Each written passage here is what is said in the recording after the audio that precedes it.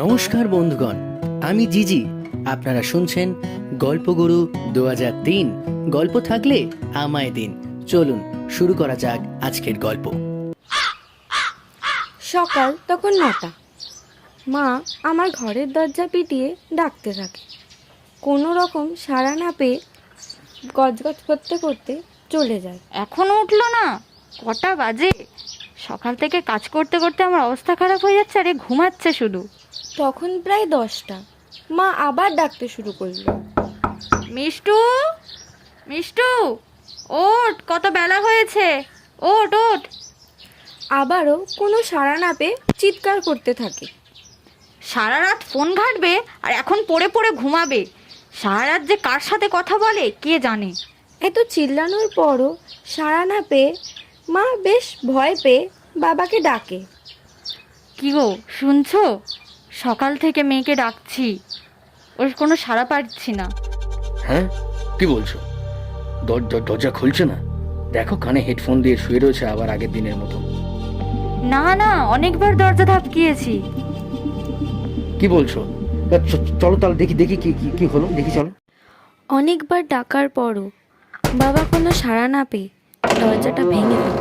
তারপর যা হলো সেটা দেখার জন্য ওরা কেউ প্রস্তুত ছিল না। মা আমাকে দেখে থমকে গেল। আমার হাত থেকে রক্ত গড়িয়ে পড়া দেহটাকে দেখে তারা কি করবে বুঝতে পারছে না। মা চিৎকার করে ওঠে, সঙ্গে বাবাও। অজস্র কান্নার আওয়াজ সারা বাড়িটাকে মাতিয়ে তোলে। আমি জড়িয়ে ধরতে গেলাম মাকে, কিন্তু আমার কোনো স্পর্শই যে মা অনুভবই করতে পারল না।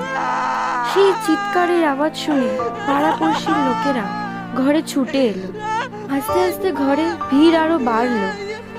কত লোক আমার জন্য কাঁদছে, আমার বাবা মাকে সামলাচ্ছে।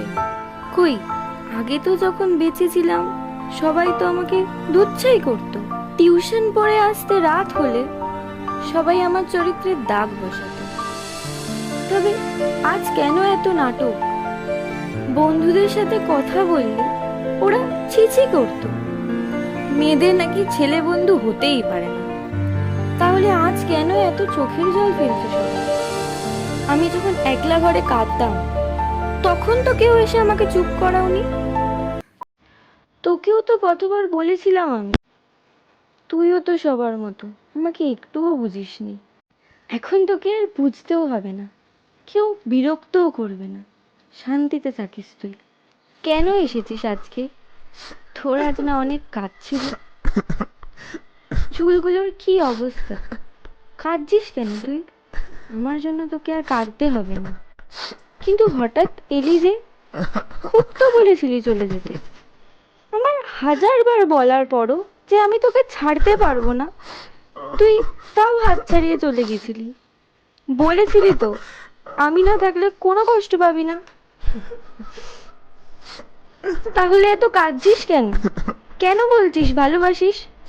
আজ এই অবস্থা কেন? হ্যাঁ, আমি যখন ভালোবাসা চেয়েছিলাম তখন তো দূরে করে দিতিস, বলতিস আমার মতো মেয়ে থাকার থেকে না থাকাই ভালো।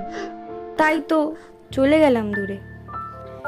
এরই মধ্যে ডাক্তার এসেছিল। তিনি বলেছেন আমার মৃত্যু হয়েছে প্রায় 4 ঘন্টা আগে। আমি তো রাতেই তোর ফোন রাখার পরই নিজেকে শেষ করে দিয়েছিলাম। আস্তে আস্তে সময় গড়াতে থাকে, আমার দেহটাকে ফুল দিয়ে সাজানো হয়।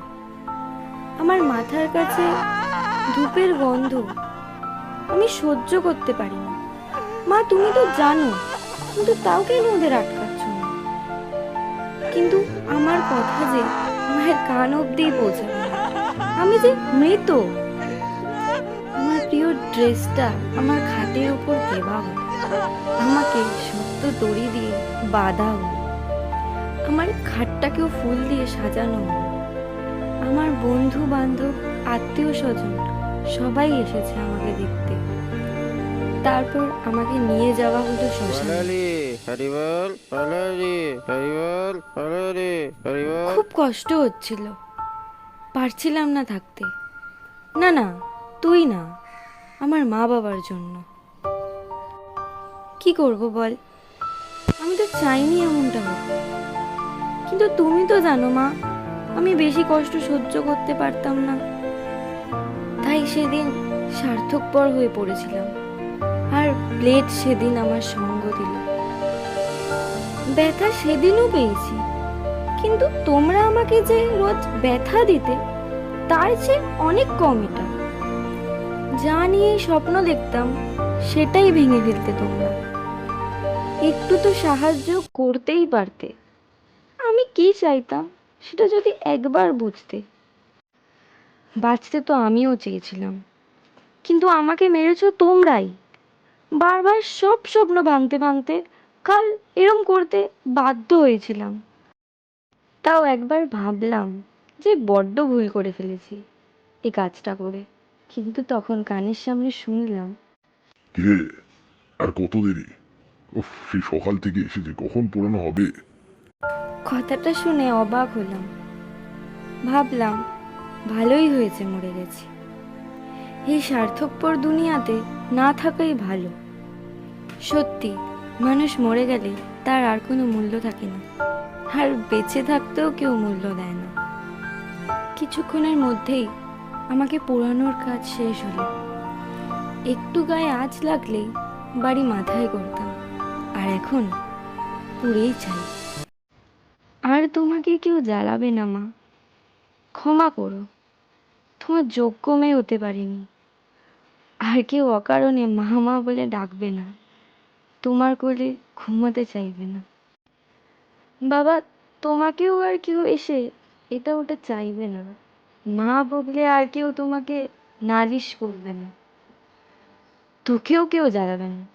বারবার ফোন করে তোর খবরও নেবে না। কেউ জোর করে থাকতেও বলবে না। বলেছিলি না চলে যেতে, মুক্তি দিতে। আজ থেকে সবাই মুক্ত আমার থেকে। তাহলে আজ বিদায়।